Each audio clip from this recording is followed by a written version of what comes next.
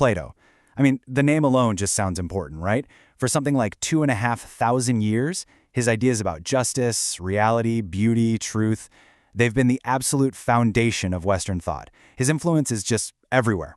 So you'd think, with something so important, it would be easy to just dive in. But, well, as a lot of us have probably discovered, that's not exactly how it goes. So why is that? Why is it that you can pick up one of his dialogues and just feel kind of lost? You know you're reading something incredibly important, but trying to follow all the arguments and ideas can be a serious workout. And if you've ever felt that way, believe me, you are in very, very good company. And this quote just nails that feeling perfectly. It's from the introduction to a book we're looking at today called the PLATO Dictionary, and it captures that experience of being adrift in a sea of profound ideas. It's that feeling of being totally surrounded by genius, but you can't quite get your footing. You know, this challenge is so common, we can actually give it a name. The Plato problem. It's that gap, right? The one between knowing Plato is essential and actually being able to get into his world of ideas without feeling like you need a PhD first. The book puts it another way, and I love this description. It calls Plato's work a conceptual labyrinth. And that's exactly what it feels like. It's this complex maze of dialogues, metaphors, and arguments, and like any labyrinth, if you just wander in without a guide, you're probably going to get lost. So, okay, you're standing at the entrance of a labyrinth. What's the one thing you really need? You need a map.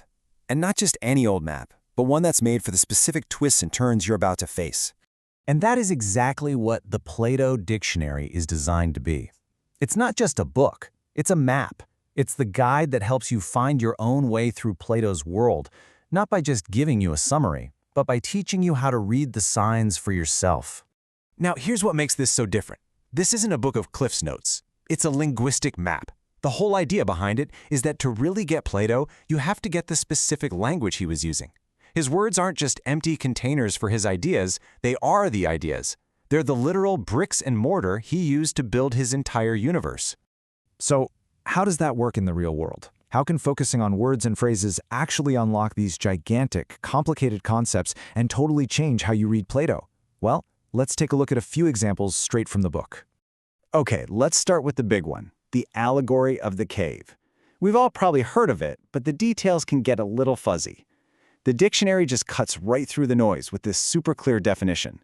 It's basically a story to show the difference between the world we see around us, the world of appearances, and the world of true reality, which Plato called the world of forms.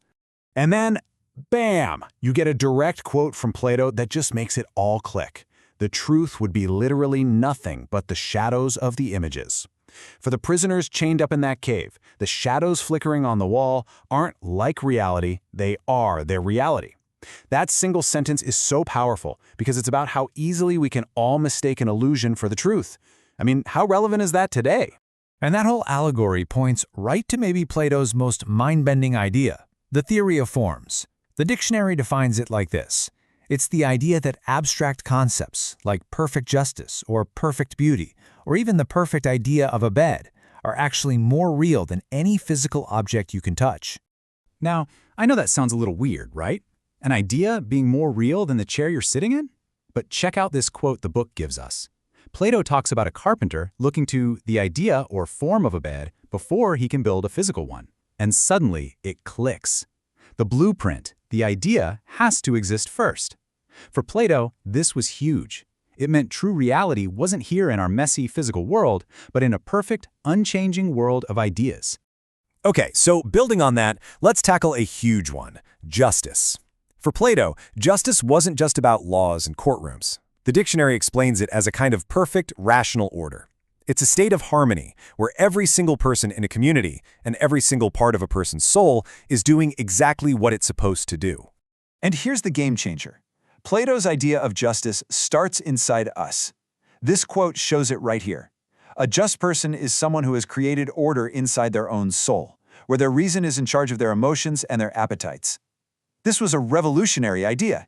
He was basically saying you can't have a healthy society without people who have their own inner lives in order.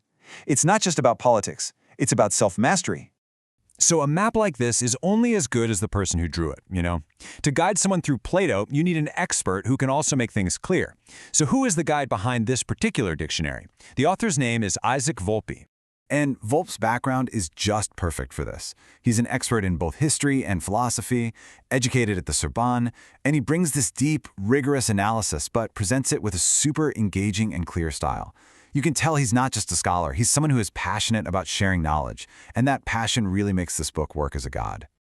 All right, so we've talked about the problem, that big conceptual labyrinth of Plato's work, and we've just been introduced to a new kind of map designed to get us through it. So what's left?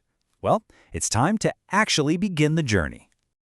Let's just quickly retrace our steps here. First, we all acknowledge the challenge. Plato is brilliant, but he's not easy. Then, we discovered the tool, the Plato Dictionary, our linguistic map. And now, the final step. Well, that one's all yours, to actually use that tool and start to see the world through his eyes. So really, the last question is a simple one. Are you ready to go from being adrift in that sea of ideas to actually navigating it with confidence?